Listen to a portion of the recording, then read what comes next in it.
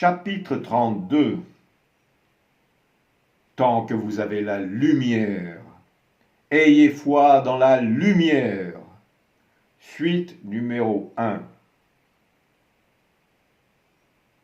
Vous ne savez pas ce que vous demandez. Pouvez-vous boire le calice que moi, je vais boire, ou être immergé dans le baptême où moi, je vais être immergé? Nous le pouvons, déclare-t-il. Le calice que moi je vais boire, vous le boirez. Dans le baptême où moi je vais être immergé, vous serez immergés. Quant à siéger à ma droite ou à ma gauche, ce n'est pas à moi de l'accorder, mais à mon Père qui l'a préparé pour ceux qui y sont destinés. Comme les 10 autres apôtres ont entendu ces propos et sont irrités envers les 2 frères, Jésus les appelle et les prévient. Vous le savez, ceux qui prétendent gouverner les peuples idolâtres les dominent, et les grands exercent de haut leur autorité et leur pouvoir sur eux. Qu'il n'en soit pas ainsi pour vous. Mais qui veut devenir grand parmi vous doit être votre servant. Et qui veut être parmi vous le premier doit être le serviteur de tous. Ainsi, même le Fils de l'homme n'est pas venu pour être servi, mais pour servir et pour offrir son être pour le rachat d'une multitude.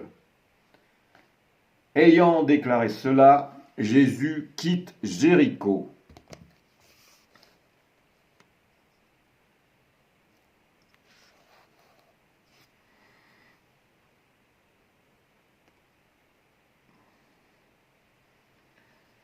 Six jours avant la solennité de la Pâque, Jésus arrive à Béthanie où vit Lazare qu'il a réveillé des morts.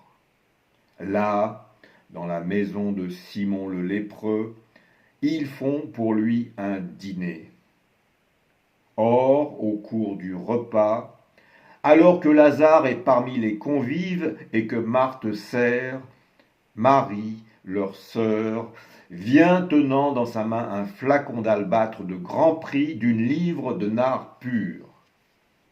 Brisant l'extrémité du flacon, elle s'approche de Jésus pour verser de ce nard sur ses cheveux, et toute la maison est embaumée par la senteur diffuse du parfum.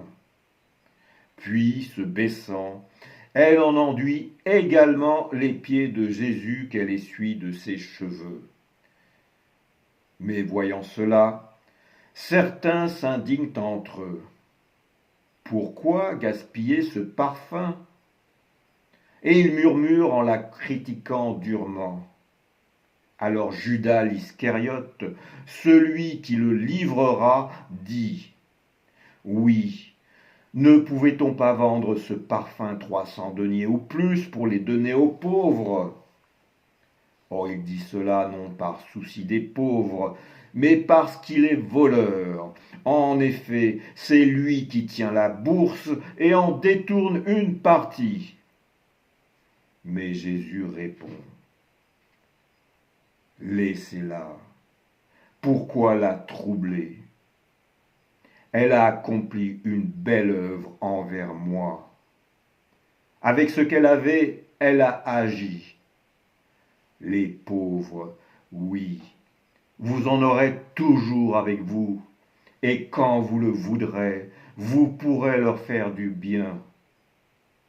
Mais moi, vous ne m'aurez pas toujours. Elle a répandu ce parfum sur mon corps par avance en vue de ma sépulture. Qu'elle garde ce flacon pour ce jour. Amen. Je vous le dis, partout où le message du royaume sera porté, dans le monde entier, le geste de cette femme également sera rapporté en souvenir d'elle. Pendant ce repas, une foule de Judéens s'est rassemblée devant leur maison. En effet, ils se sont déplacés non seulement à cause de Jésus, mais aussi pour voir Lazare qu'il a réveillé des morts. Dans le même temps, la solennité des Azymes, la Pâque des Hébreux étant proche, une grande multitude est également montée du pays à Jérusalem avant la Pâque pour se purifier. Et ils cherchent Jésus, se disant les uns aux autres en venant au temple. À votre avis, viendra-t-il ou non à la célébration? Cependant, les maîtres desservants et les pharisiens ont donné cette prescription. Quiconque sait où il se trouve doit le dénoncer afin qu'il soit arrêté. En fait, se méfiant du peuple, ils recherchent comment faire pour le tuer. Or, après le repas de Béthanie, Satan entre dans Judas, l'un des 12, appelé aussi l'homme de Kériote. C'est alors qu'il part pour aller s'entretenir avec les maîtres desservants et les chefs des soldats. Ainsi, il leur demande « Que voulez-vous me donner, moi, pour que je vous le livre ?» Entendant cela, ils se réjouissent fort et conviennent de lui donner 30 pièces d'argent. Dès lors, Judas attend le moment propice pour le livrer en dehors de la foule.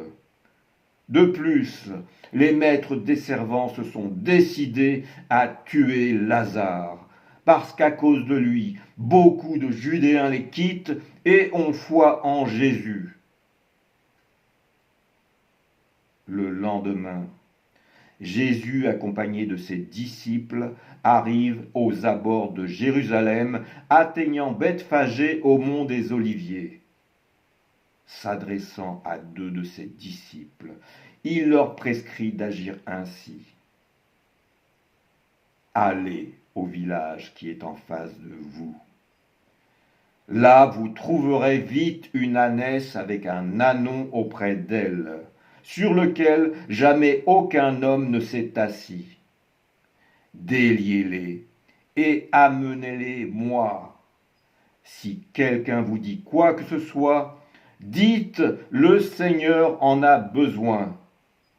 Alors, il vous les laissera de suite. Cela pour que s'accomplisse la parole du Seigneur adressée au prophète. Voici que ton roi s'avance vers toi, juste et victorieux, humble, monté sur un âne, un ânon, le petit d'une bête de somme. Cependant, avec cet écrit, les disciples ne font pas le lien sur le moment, mais lorsque Jésus sera glorifié, ils se souviendront que cela avait été écrit à son sujet et qu'ils avaient préparé cela pour lui.